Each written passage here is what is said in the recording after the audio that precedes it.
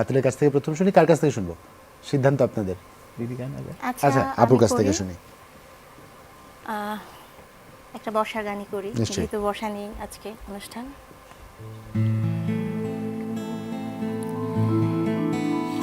এসো পবনে ছায়া বিধি তলে এসো করো স্নান নবধারা জলে।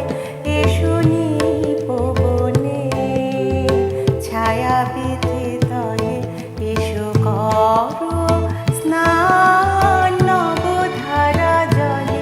এসো পবনে ছায়া বিধি